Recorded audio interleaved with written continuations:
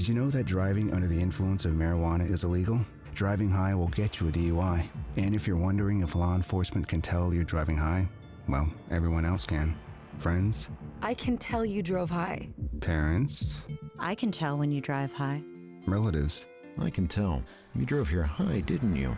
So what makes you think law enforcement can't? I can tell. If you feel different, you drive different. Drive high, get a DUI. Paid for by NHTSA. Hace 9 años que el Snack Wrap se fue.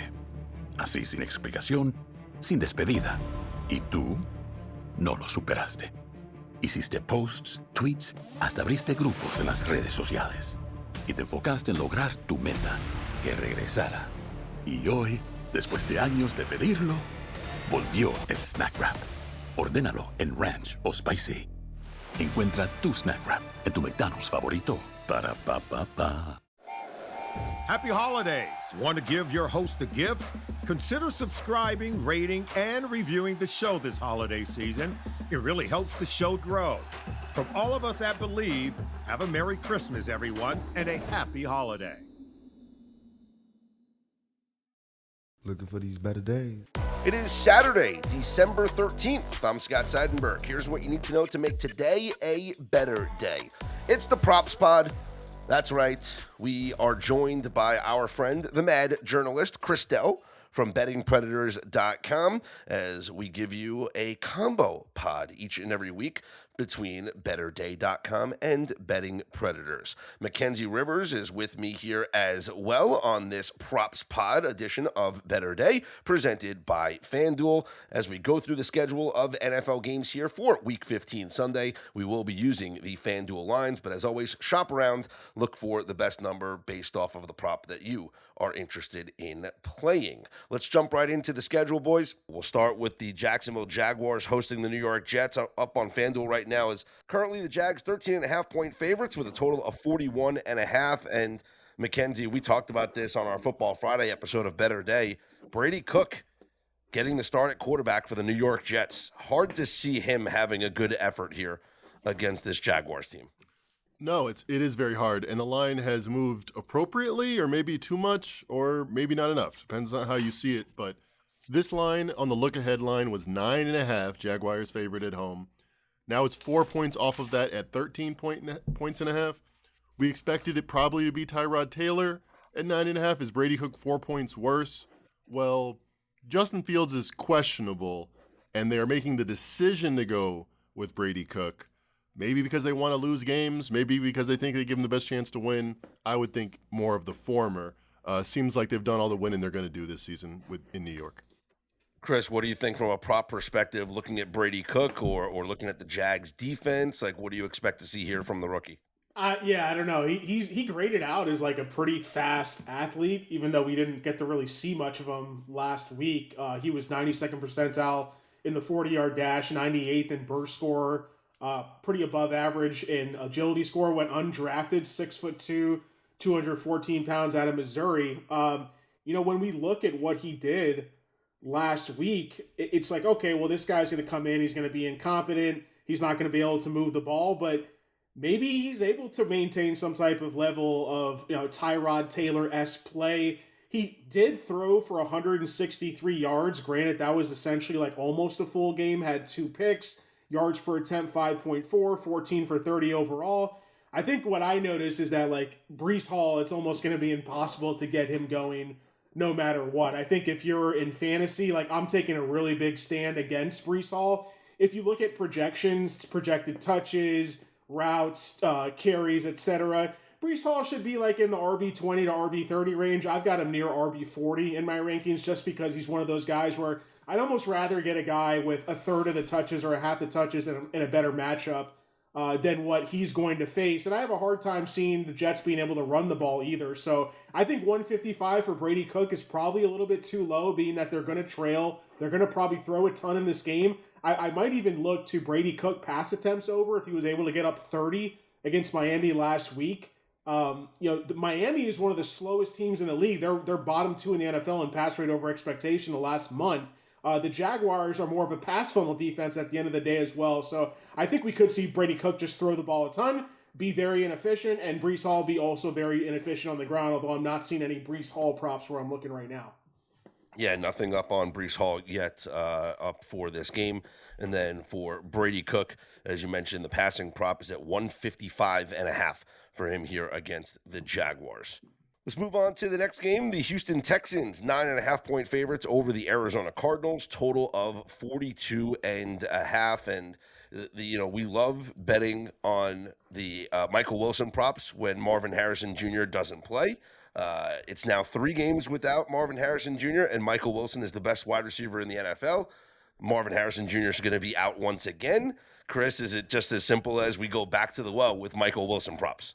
Yeah, I mean, his price has risen in DFS, but I don't know if his receiving props have risen enough. I think some people are going to be scared off because of a quote-unquote tough matchup on paper, but he had a tough matchup last week against the Rams as well, and the receptions line is still 5.5.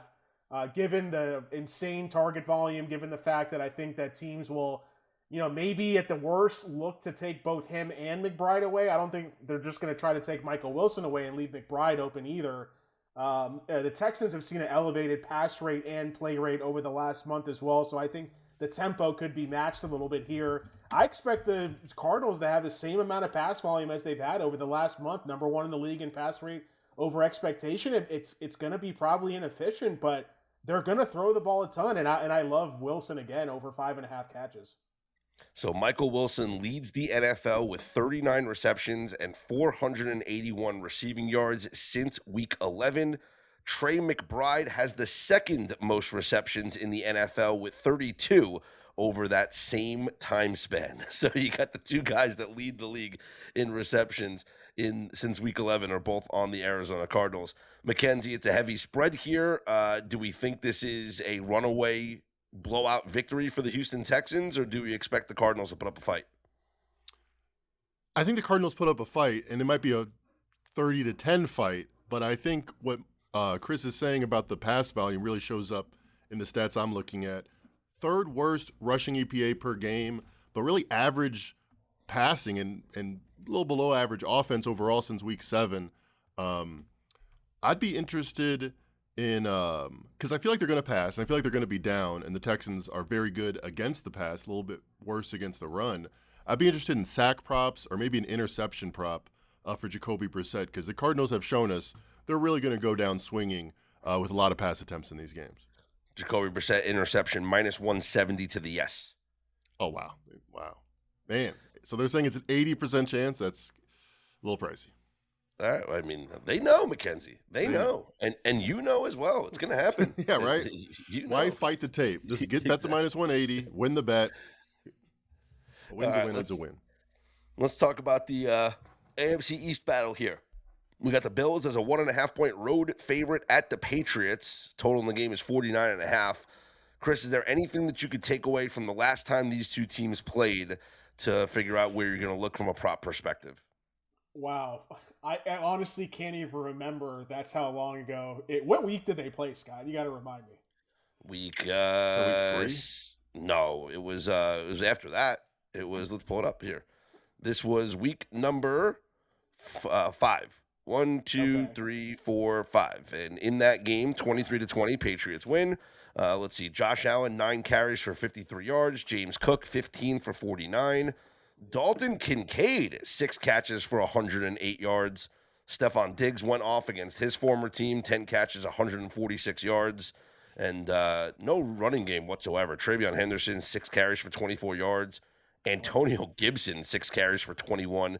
Ramondre Stevenson, 7 for 14 in that game. The old Mike Vrabel 3 running back split. Antonio Gibson's now on IR. The only thing that stood out to me then, these are 2 totally different teams, and I don't want to look too much into previous box scores when it's like 2+ months in the past. The only real out of ordinary thing here was Diggs' target volume. 12 targets on 28 Drake May dropbacks. He's not even close to leading the team in targets right now compared week to week to Hunter Henry, Kayshon Boutte, etc. I expect this game to be like a low-paced type of matchup here. Division rivals, a lot on the line. When you look at pass rate over expectations for these two teams, Over the last 4 weeks, they're both below average pass rate. The Bills are minus 3.4%. And the run rate in neutral situations for the Patriots is higher than what it was earlier in the season. So this one's a little tough. Like, I might look to Steph Diggs again, like revenge game type of factor. But the Bills, whenever they get the chance, they want to run the ball. And it's easier to run the ball now with the Patriots losing their best D tackle in the last month as well. So I think people could see like possible fireworks on paper in this matchup. I'd be a little afraid of that, and I might try to pinpoint some unders as a result. Mackenzie, what do you think? Similar. I look at the Bills, and they're a really good rushing team, and their vulnerability is against the rush. Third worst rushing EPA per game on the season. It seems like these are two kind of mediocre defenses and good offenses, but I still think counterintuitively I'm looking at an under here at 49.5. I do think it's close to the vest, like Chris is saying. Stephon Diggs got 12 targets. I'd be surprised if he gets more than 5. He only got 4 against the Giants. I feel like it's a flip of the script. Maybe the score is going to be the same, 23-20, but I think this is going to be a much rush-heavier game. I mean, back when Drake May had a 70 QBR, 270 in this matchup, nobody knew Drake May was Drake May. Now they do, and now I think they're going to prepare accordingly. And the Patriots, I think, are going to respond accordingly with a more rush-heavy game here. I think I'm going to be looking at Josh Allen rushing props. He's at 35.5 rushing yards. So according to Next Gen Stats, in that Week 5 game, Josh Allen averaged a time to throw of 3.27 seconds, the second longest time to throw in a game this season. He went 16 of 22 for 219 yards and an interception. But additionally, he scrambled on 25.6% of his dropbacks, the second highest mark of any game this season. He had a season high 7 carries on scrambles for 50 yards. So, Patriots maybe play well in the secondary. Josh Allen, not a lot of pressure, features a lot of time to throw, and then he decides to take off when nobody's open. So it's a big game. We know Josh Allen runs in big games. This is a quasi-playoff game with the Bills still have a shot at the division, but more importantly, need to start securing their playoff status in general. Yeah, I think that's the way that I'm going to look here. This might be the biggest game in terms of two teams with the target distribution being so spread out. I mean, on any given game, Drake May might throw to 8 or 9 pass catchers, and the same with Josh Allen. Now with Dalton Kincaid back, Dawson Knox, Dalton Kincaid, even the rookie Spencer Hawes. So there's a lot of guys to feed there. And Steph Diggs, I think just because this specific type of big game, division game, I could see him going over the 4.5 catches again. I might just look at TreVeyon Henderson, Bills' weak run defense, the Patriots coming off the bye, looking to feed the rookie more, explosive. I think longest rushing yards for Henderson, which are less than 50 yards overall for him on the ground. I think those are pretty attainable numbers, so I might look there as well. Let's move on to the Kansas City Chiefs hosting the Los Angeles Chargers. KC 5.5-point favorites, total of 41.5. And Mackenzie, here's an interesting stat. Patrick Mahomes, when facing the possibility of a 3-game losing streak within a season, a perfect 6-0. He has not lost 3 straight games since his final year as the quarterback at Texas Tech in 2016. Wow, that's impressive. He had Cliff Kingsbury as the coach back then. And now he has Andy Reid, who is on the hot seat maybe. Here's a trend I heard this week. Andy Reid has not beaten Jim Harbaugh, ATS, in his career. He's 0-4-1. That said, I think the Chiefs do make a statement here, especially with the Chargers' compromised offensive line. We saw what the Chiefs did to the Texans last week. So I said this earlier to you, Scott, on our previous pod, but Chargers team total under 17.5 just lines up perfectly with a lot of aspects that I like. Number one, the total's dropped because of the weather, but the team total has dropped from 19.5 to 17.5. So really no lost value. And I think Justin Herbert really has been a below-average quarterback the last 2 months of the season since his line got compromised. I don't think that changes here. The Chiefs make one last statement in their historic run. Chris, something that we've noticed is Mahomes has run the ball a lot this year, and this is kind of a playoff game because their season's on the line, which it has been each and every week. But Mahomes' rushing prop is at 19.5 yards. Are you intrigued by maybe an over on Mahomes rushing?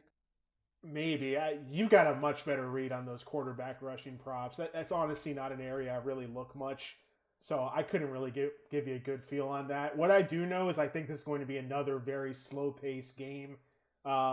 Since week 8, Chargers games are averaging 115.8 combined snaps. That ranks last on the full season. It's like I was kind of kicking myself last week for not betting. I wanted to bet it, and I crossed it off my list at the last second of betting Justin Herbert pass attempts under. And I just think it's like one of those games where the Chiefs really need to win. They could play it a little more conservative than usual. Obviously, the hand issue with Herbert. He only threw the ball 26 times against the Eagles, another slow-paced opponent, and that was in overtime. So I think like Herbert under completions, tougher to complete passes, Herbert under attempts, Herbert under yards. He's had 220 passing yards or less in 4 straight games. In 3 straight games, he's got 151 passing yards or less. And the Chargers have a really good secondary, so I don't know how much success Mahomes is going to have here through the air. I know they're 6-point favorites. Maybe we see a lot of just like below average runs by Kareem Hunt and Isaiah Pacheco here. This is just one of those games where like I could maybe just only look unders, especially with the way the Chargers have been spreading the ball around. The Chiefs, maybe Rashee Rice is the one guy who gets concentrated volume here. I'm a little scared off with how bad these offenses have been playing lately, and they both have above average defenses as well.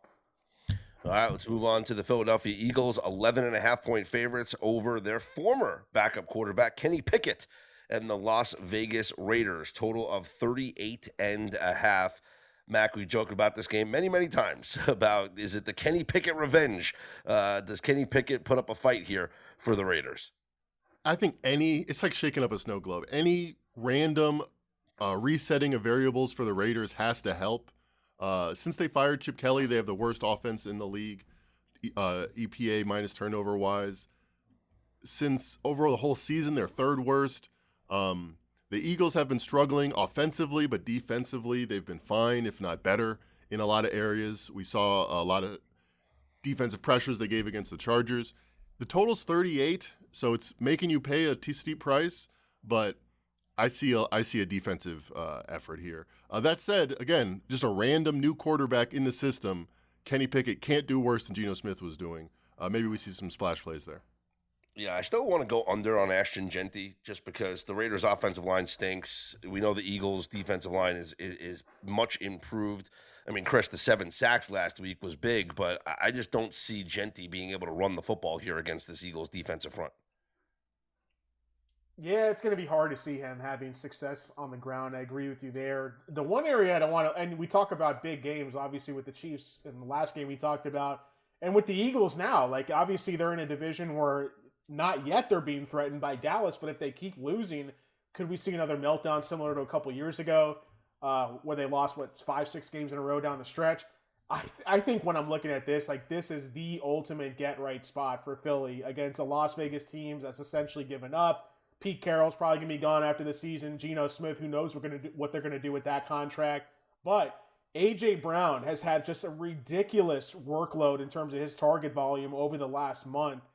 For him to be sitting there at 64.5, even Devonta Smith at 52.5, long reception props over for both those guys. I think this is where Jalen Hurts says, you know what, I'm Super Bowl MVP. I threw 4 picks in prime time last week. We lost. We got to win now. Like, this has got to be a get-right spot for the entire offense. So I expect big plays, contrary to what we've seen, because the Raiders might allow that here with how bad they've been this season. So that's where I'm going to look in this contest. It's a fair point, especially because, so much criticism has been put upon Kevin Patullo and the play calling there in Philadelphia, Nick Sirianni getting more involved in the offense. So maybe this is one of those games where it's an offensive showcase for Philly to kind of silence the critics. I'll tell you what, I mean, Mac, you mentioned that the game total's low. I think I kind of want to go Eagles team total to go over. I think that might be the best bet in this game, thinking that this could be, as Chris says, a get-right spot, but I think this could be a statement to kind of silence the critics about this Eagles offense. I could see it. Eventually they're going to be better than they've shown. Yeah. But Chris mentioned the 5 games they lost in a row. Generally have either been on a crazy winning streak or a crazy losing streak under Nick Sirianni in Philly. Yeah, 25.5 is their team total right now. I'm going to go over, I think, is one of my favorite prop bets in this game. Let's talk about the AFC North rematch game from Thanksgiving, and that is the Ravens, 2.5-point favorites at Cincinnati over the Bengals, total of 51.5. Mac, this is a good spot to back Baltimore. I mean, historically, this is a spot that I always want to bet on, where a team loses to a divisional opponent as a favorite, and literally it's the quick turnaround. 2 weeks later, you play the same opponent, and you're favored against them again. We know that these teams bounce back in this spot. Do we expect the Ravens to bounce back here? I do. The Bills scored 21 points against this Bengals team in the fourth quarter to win. A lot of the metrics said they should have won by 7 to 10 points. So the Bengals' offense, much improved with Joe Burrow. I'm not sure their defense has been. On the year, they've been terrible against the run, one of the worst teams. Recently, since week 7, they've been the worst team in the league against the pass. I'm not sure Lamar Jackson physically can run like he used to, but he's going to have a bounce-back game again eventually. He's not going to be as bad as he's shown. With the total this high, let's see what the passing prop is for Lamar Jackson. 240, 238.5 here at DraftKings. I think I'd look over. Yeah, this defense is so bad. Like the way, you know what I want to look at, Chris, is I think Isaiah Likely has a big game receiving wise. Of course, absolutely. Yeah. Absolutely. Yeah, I think Mark Andrews is at 39.5. Isaiah Likely is at 38.5. I wouldn't be surprised if both guys go over. No, both. Me neither. Well, I bet them both over last time. They did both go over as well. Nice. Just to show you, to put it in context a little bit here for the tight ends, because again, like DJ Turner, the number 1 cornerback of the Bengals, is one of the top cornerbacks in the league. Opposing receivers who line up out wide, like basically opposing number 1 receivers, are getting shut down every week against the Bengals here. So if I'm going to look anywhere potentially under, it would be with like a strictly perimeter receiver like Rashad Bateman, who I don't think had a catch or a yard against the Bengals the last time they played a few weeks ago. On the contrary, you look at schedule-adjusted fantasy points allowed. The Bengals are dead last against tight ends. On average, they are giving up 16.6 points per game more to tight ends than the average team. That is a lot of fantasy points per game. We saw Dawson Knox come up and have a career game last week. Both Dawson Knox and Dalton Kincaid had great games. Both tight ends here can absolutely go off. Even I wouldn't be surprised to even see a Charlie Kolar, 3rd string tight end for the Ravens, come out and score a touchdown in this game either. I expect fireworks in this game here. I think even more so than the last time they played when the Bengals scored a lot, but the Ravens really didn't. Cincinnati ranks dead last in opponent success rate and EPA per play allowed.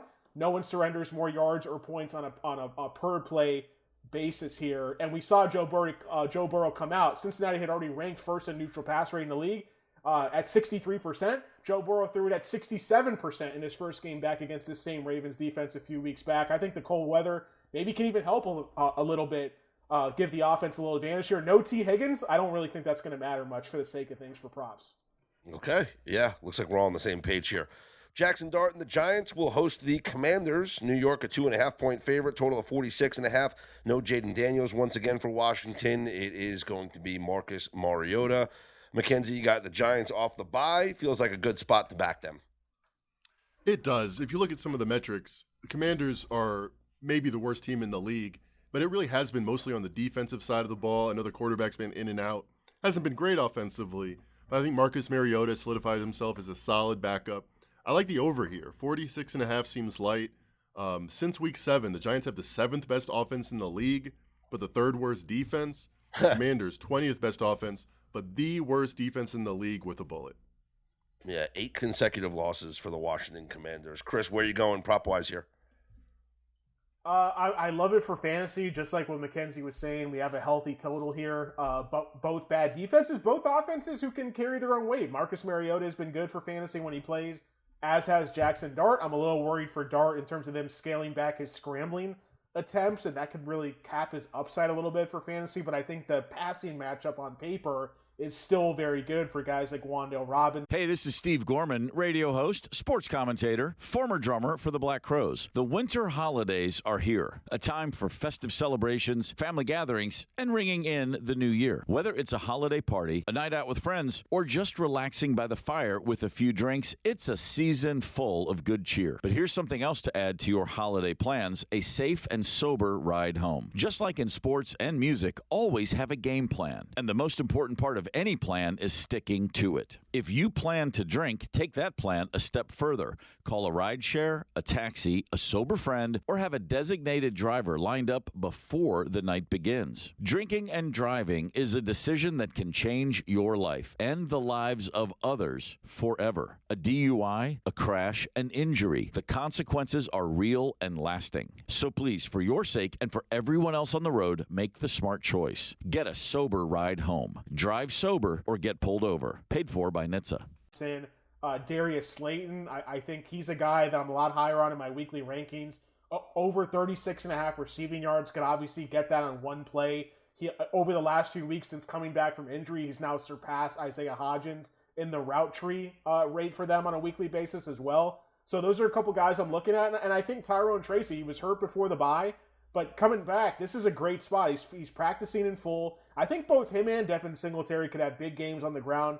Right now I'm seeing Tracy around 46.5, Singletary around 43.5 rushing yards. Another one of those games where I might just double dip with the running backs, play longest rush over, rushing yards over as well. With the Commanders, it's not as easy to see where their production is going to come from on the ground, but I think we could see a lot of volume go Terry McLaurin's way. He looks fully healthy again, and for a number one receiver in a great matchup at 59.5, I'm going to be on a lot of overs in this game, to say the least. Let's move on. The Chicago Bears, 7.5-point favorites over the Cleveland Browns, total of 38.5. Shedeur Sanders had a coming out party last week. We know this Bears defense isn't exactly the 85 version of the Bears defense. I think it could be a good offensive game for both of these teams. I know that Cleveland's defense, Mackenzie, has been stout, but you talked about this on our Football Friday pod up on Better Day, is that the Browns defense was so focused on Myles Garrett getting the sack record that they ignored stopping the run. And maybe they just focused on too much pressure, trying to let Myles Garrett get after the quarterback. Instead, they should have been focused on stopping the run. I mean, maybe this is a good running day for DeAndre Swift and Kyle Monangai. Yeah, maybe so. Polar vortex essentially going on in Cleveland. So despite some good offensive matchups, a bad Bears defense, we see a pretty low total here. And I think that does point to on the ground. If the Browns, and much has been speculated, are not trying to win, one of the things that they are trying to do is get Myles Garrett that sack record. And I think the Bears are more than happy to soak up all the easy yards that the Browns might be allowing through their strategy on the ground. A lot of different Bears running backs I would look at over. I might even look at Caleb Williams over 17.5, running away from Myles Garrett for a few times, scampering down the field. Yeah, it's going to be frigid temperatures there in Chicago with wind chills and possibly dropping below zero. So, the Bears trying to tell their fans to be prepared for this cold game there. We know it's not, does cold affect the totals? The wind is what affects the totals the most. I think the cold, though, could come into play because it gets harder to tackle in cold weather. So I might be looking at longest rush props here, Chris, for some players. Yeah, I like that last week for Judkins. He was really inefficient, 14 carries, 26 yards. Dylan Sampson got a lot of work in the passing game, but as of today, Dylan Sampson has been ruled out. Jerome Ford was also put on IR. So I think Judkins could be a very popular DFS play because he's going to probably get all those targets as well in addition to those carries. Let's RIP to our Titans team total under bet from last week. That was just, I could not believe that happened. That was one of my favorite bets on the card overall. And to see Tony Pollard go off like that against this Browns defense was just mind-boggling. But like you said, maybe they're just focused on getting the sacks and they're going to give up some big runs because of that. I think we know who the Bears are. The Bears, their defense has improved. They've gotten a lot of guys back on that side of the ball over the last month. And they want to run, man. They want to run it with DeAndre Swift. They want to run it with Kyle Monangai. And I'm consistently ranking those guys in my top 20 running backs each week, even though it's like a 50-50 split because their run rate is so high. So I absolutely could look over to their longest rush props, rushing yards props overall. I think you could see the Bears really work it on the ground against this Browns defense here. And I agree with you. Like, you could see a little more fantasy goodness because it's going to be so cold. And give credit to the Browns for Stefanski, at the very least on offense, really opening things up for Shedeur Sanders. I think Harold Fannin, like, he really popped off last week. Like, I think he's really emerged, not just as their number one tight end, but as their number one receiver overall. So given the increased pass rate, I'm more than willing to go back to Harold Fannin over 4.5 catches in a game where if the Bears are going to be beating up on them on the ground, the Browns are going to need to open it up and throw just like they did when they were trailing to the Titans last week. And Fannin's going to be Shedeur's number one go-to target in the pass game there. Okay. The 49ers, 12.5-point favorites over the Tennessee Titans, total of 44.5. Mackenzie, does this feel like a blowout spot with the 49ers coming off the bye and the Titans coming off of a very rare win? It does, because the Titans, you mentioned a very rare win. They have 2 wins. You could argue they are the 2 luckiest wins of any team in the NFL. If you looked at how much the Browns dominated metrically, their first win against the Cardinals was a ridiculous fourth-quarter comeback. And if they had 0 wins, which they probably deserve, I think we'd be thinking about this team differently, and this would probably be north of 14 points. And the 49ers, good off a bye. Offensively, they're as healthy as they're going to get with no Ayuk coming this year. Brock Purdy now with a few weeks under his belt and that bye week. I see this as a stomping. I think Titans team total under. I know we got burned on it last week, but I would look at it again. The 49ers have a very bend but don't break defense. If you have a good quarterback, he'll take what you're giving him and eventually make that killer third down or his red zone play to win it. If you have a bad quarterback, eventually in 20 plays, you're going to make a mistake. That's what the 49ers are banking on. I think that works here. Yeah, this feels like just hammer a bunch of McCaffrey stuff, hammer a bunch of unders for the Titans. Is that where you would lean here, Chris? Yeah, I just want to ask Mackenzie, like, how you feeling about the 49ers defense? They're much maligned throughout a lot of the year, but they seem like they've kind of picked it up the last couple of weeks here. You think this is a good spot for them here at home against the Titans? I do. I think it's I'm not sure if they've coached bad games, and some games they've good coached. In fact, I think it's the opposite. I think they're very consistent. Sometimes they just go up against offenses that they can't handle with their current injury situation. The Titans are not one of those offenses. So I think defensively we're about as good as we've been. Maybe we're improving a little bit, but I think it's mostly matchup related. Yeah, some interesting stuff on the Titans defense. They do have some pretty good individual defensive linemen. Jeffrey Simmons, for one. They basically, during neutral situations, Tennessee's defense sees the 7th highest opponent pass rate and faces the 2nd highest opponent pass rate over expectations, despite playing against a lot of run-heavy opponents, right? And we kind of saw that last week with the Browns. Like, Shedeur really opened it up and threw the ball a ton. Judkins averaged less than 2 yards per rush. So, like, does it matter in this matchup? Like, are the 49ers just going to open it up, get Brock Purdy feeling good off the bye, get Ricky Pearsall back on track off the bye? Maybe, or maybe it doesn't matter and they just run it down their throat with both Brian Robinson and Christian McCaffrey here. Kind of similar to last night. Like, we had a great, in our premium props channel on Discord, to toot our own horn here, we hit Sean Tucker plus 600 to score a touchdown. Like, home favorite, big spread. I think Brian Robinson is live at like around plus 350 to score a touchdown if it's truly going to be a double-digit win for the Niners here.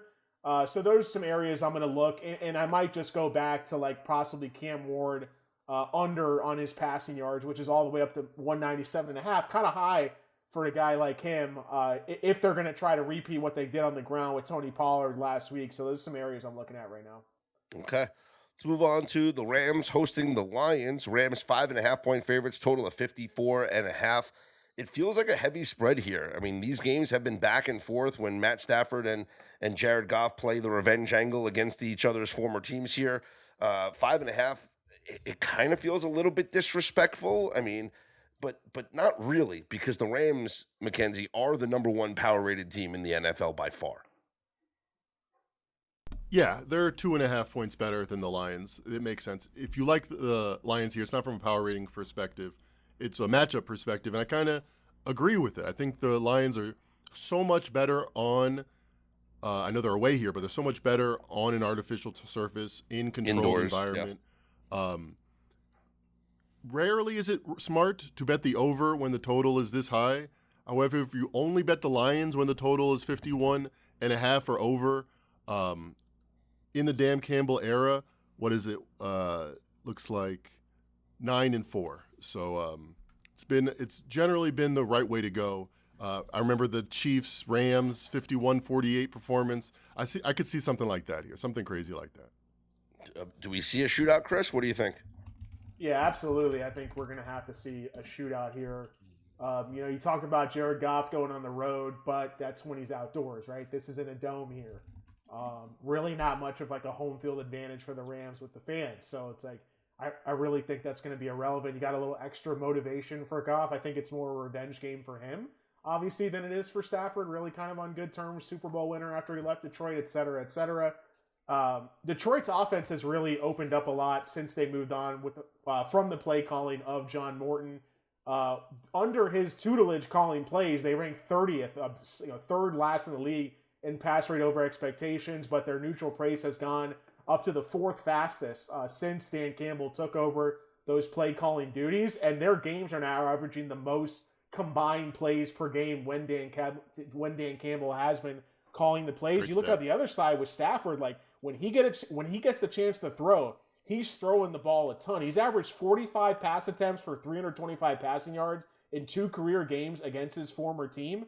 And they currently had the third highest PROE in the league. The Rams do, only behind the Chiefs and the Cardinals with Jacoby Brissett. So I think we're going to see a lot of fireworks, a lot of passes through the air. And because of that, like, you're going to see the clock stop less. You're going to see plays go up. You're going to see snaps go up. So I think even looking at the quarterbacks, like, yeah, it's like kind of high totals, but I'm leaning over pass attempts, 35.5, 34.5 for Goff. Definitely for Stafford, I think, there too. So those are some areas I definitely want to look at. And you look at the Rams side of things, Kyren Williams has almost gone down to a 50-50 committee with Blake Corum. The Lions, the one thing they do well on defense is defend the run.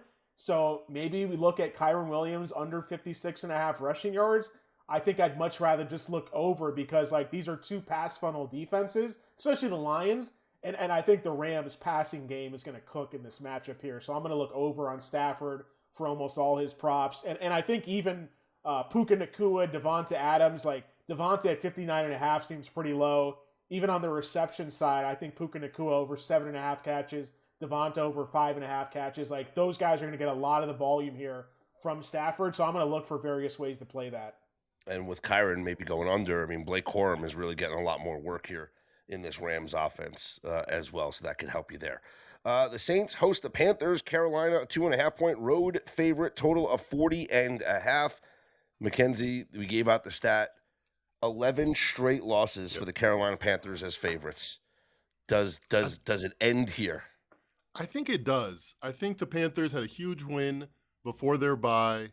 They have, the 2 weeks to circle the wagons. I say it often, it's true. The best situation to be in off a bye is to be a road favorite.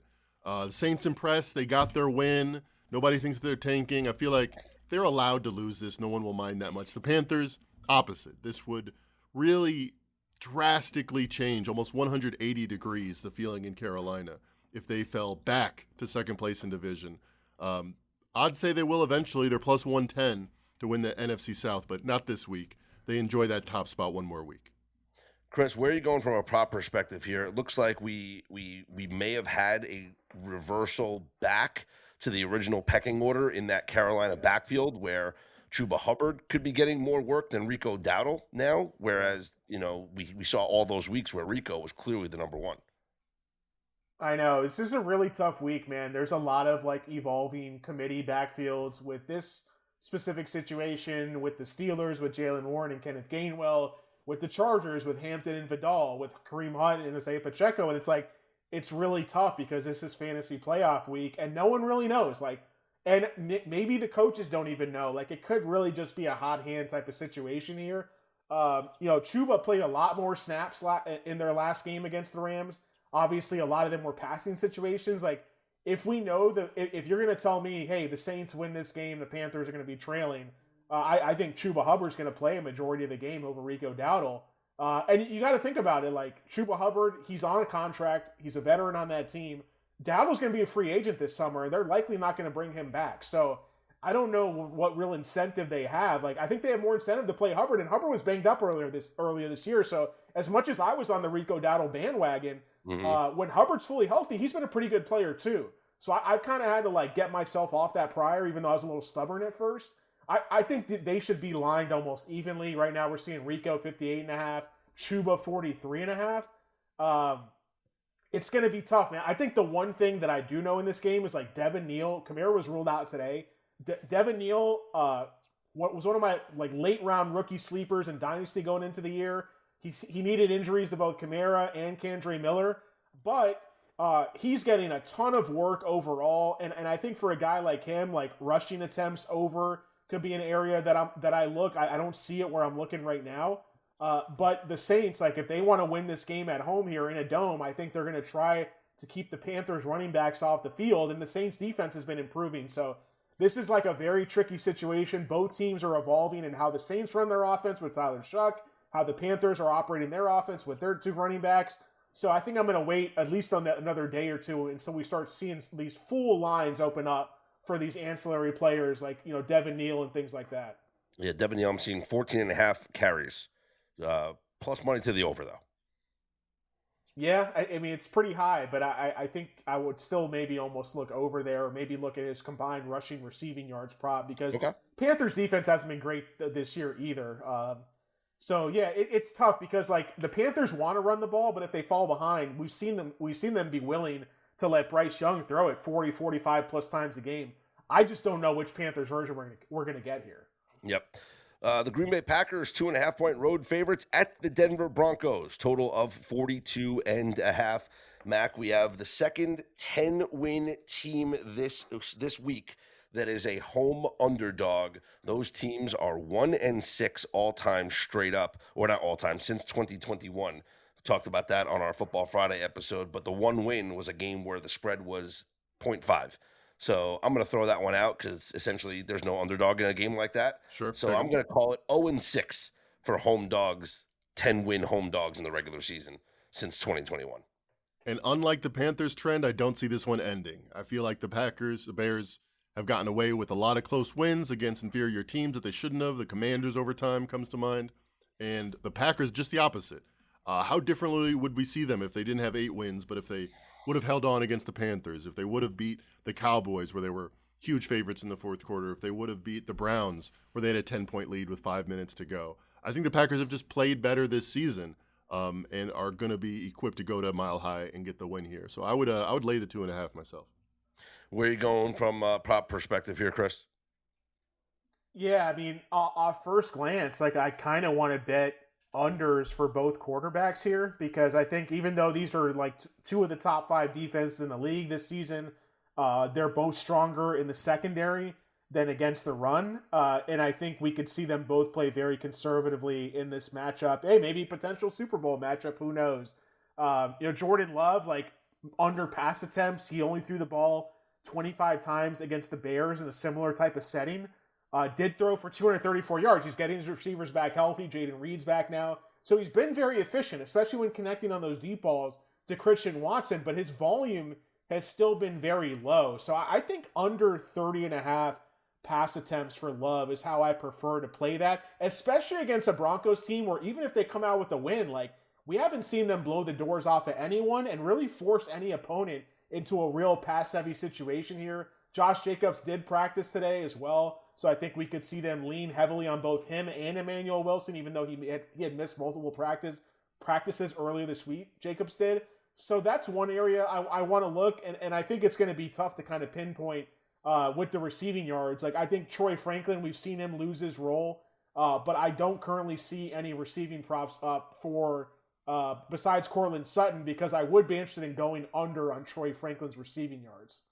Okay. Seahawks, 13.5-point home favorites against the Indianapolis Colts, total of 42.5. Riley Leonard was a full participant in practice for another day here on Friday. Mackenzie, I think it's criminal if Phillip Rivers starts this game. I cannot imagine them rolling Phillip Rivers out there. The fact that Riley Leonard was a full participant, again, makes me confident that he's going to play in this game. I think he will play in this game. I think Phillip Rivers will play this season, though. Some people have said against my 49ers, the week after this one will be the way he starts, because this is the franchise that took Jeff Saturday off the ESPN analyst stage and said, hey, we need a coach. You know football. You can coach. It was a publicity gimmick then, and it didn't exactly hurt. That was when Jim Irsay was alive. I don't think his daughter, who has taken this job so seriously, putting the headset on the sidelines so she can learn what the coaches are talking to each other. I got to imagine. Then why not bring in, as you mentioned, Adrian Martinez? That's what I'm saying. Like anybody, Mullins. any practice squad kid. Like I don't understand. Like from like we're talking about it, aren't we? I haven't heard her speak or I haven't seen any quotes from her, but like she can't be on board with like starting Phillip Rivers. If she has to take the headset off if it's gonna be a publicity gimmick, she can't have the headset on chewing gum like she's really making those difficult strategic decisions. I'm not sure myself, but the market says whoever's playing quarterback is 4 points worse than they expected on Monday, 10 points worse than Daniel Jones. It seems like the market is a little bit too optimistic here on the Seahawks. Yeah. What do you think, Chris? Where are you going to go here from a prop perspective? Well, the lines are up for Rivers, right? So, like, the consensus is that he's going to start here, even though I keep seeing the alerts every day, like Riley Leonard practice in full, Riley Leonard practice in full. I don't know if this was a bogus report or not, but I was just laughing really hard at it. Was that, like, somebody, I think it was a beat reporter or something, was like, that Riley Leonard and Phillip Rivers got into a shouting match at practice. And just, like, Riley Leonard's, like, playing for his life, and they bring in old-ass Phillip Rivers, and, like, just them being pissed at each other, trying to compete for that starting job. I found that very funny. Like, Phillip Rivers, what if he comes out with the ultimate road win here? Like, how many more babies is he going to have after this game? Like, that's the real question. What's the over-under on that? But, man, like, it's just, like, it's really hard to see the Colts really pushing at all. A prop we talked about many times on this show is when the Seahawks are big favorites and they are here at home, they're with how good their defense is too, right? Sam Darnold under pass attempts seems like almost a given here. Like there is no givens, there's no gimmies, there's no guarantees. We all know that. But I think I'm going to bet Sam Darnold under 27.5 pass attempts again. Really high winning percentage when you look at games when the Seahawks are favored by a touchdown or more, especially double digits or more here. So that's one area I definitely want to look. And I think that, like, whether it's Leonard or Rivers, like, let's just assume Rivers now because he's got the lines up. Alec Pierce maybe under long reception because he is their outside threat, but Rivers, like, he's going to just use the short area targets. Like, JT as a running back getting receptions, Josh Downs in the slot, Pittman at the X receiver, Tyler Warren playing the slot as well at tight end. Those guys are going to get the short area targets, and I think Alec Pierce is going to be left out. Now, look, Pierce's number has gone from like being in the high 50s to down to 28.5. But I think maybe looking at Pierce under 2.5 receptions, or maybe Pierce under on his long reception could be a way to get after it. Those are some areas I'm going to look in addition to the Darnold under pass attempts prop. If Phillip Rivers plays, I will bet every receiver to go under their longest reception, and I will bet Rivers to go under his longest completion. A fat, immobile 44-year-old quarterback is not going to be able to stand in the pocket long enough to throw the ball 40-something yards, 50 yards down the field. It's going to be all quick reads, shotgun snaps where he gets the ball out in like a second because, like, hey, he's a pro, he's a veteran. Like, what has Tom Brady always said about, like, or all these old quarterbacks that have retired for all these years that said, hey, can you play a series in the NFL nowadays? And Brady would be like, yeah, you know, with all the offensive line protection and the rules against hitting me, and I can get rid of the ball so quickly, right? That, like, it's just going to be, he'll catch the ball and literally it's out of his hands very quickly. It's going to be short passes, short passes, short passes. He's not standing there long enough to throw the ball 50 yards down the field. And I love the media who's tweeting out the videos of Phillip Rivers throwing the ball literally 20 yards. And the caption in the video goes, boy, Rivers looks good throwing the deep ball. The deep ball? My 12-year-old nephew plays quarterback, throws the ball further than that. Deep ball? Like, come on. Like, So he declined to give out his playing weight at the press conference. Yeah, I mean, like, if the NFL is truly entertainment here, like, we need Phillip Rivers to start this weekend, guys.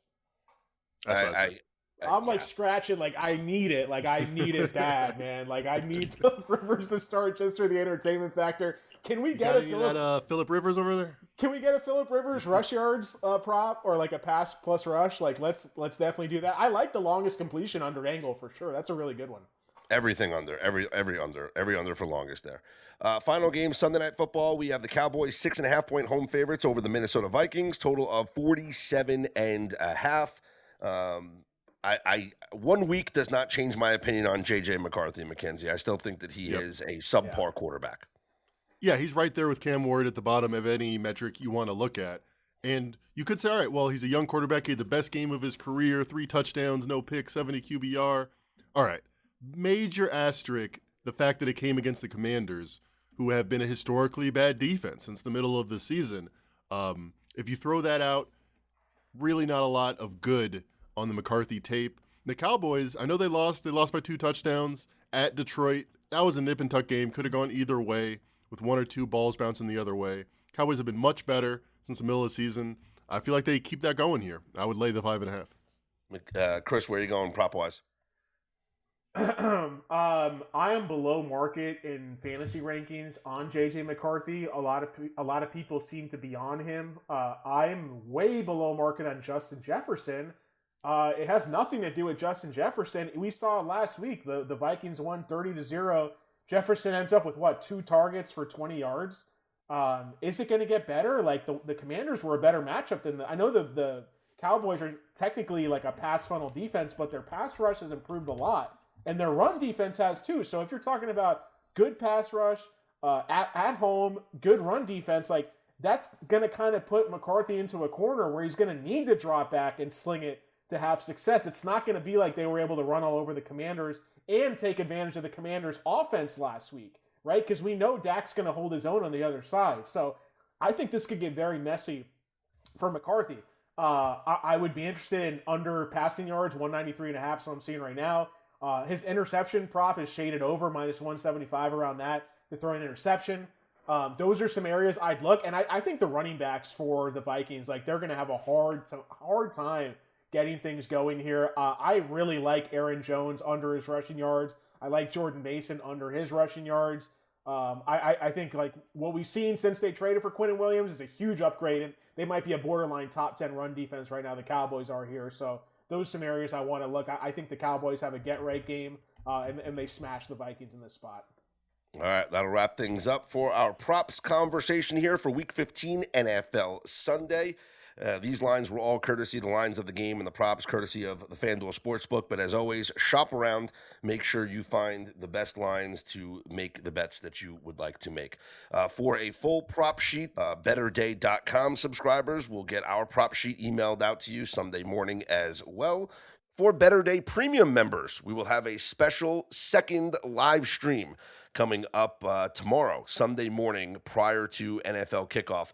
I will announce the time and send out the message in the Premium Telegram group. For those who are not members or not paying subscribers to Better Day, a Better Day Insider or Better Day Premium member, all new members sign up and get a free 3-day trial right now. So take advantage of that and get all the tools and analysis that we provide up on BetterDay.com. For Chris Dell and Mackenzie Rivers, I'm Scott Seidenberg. Here's hoping you make today and every day a better day.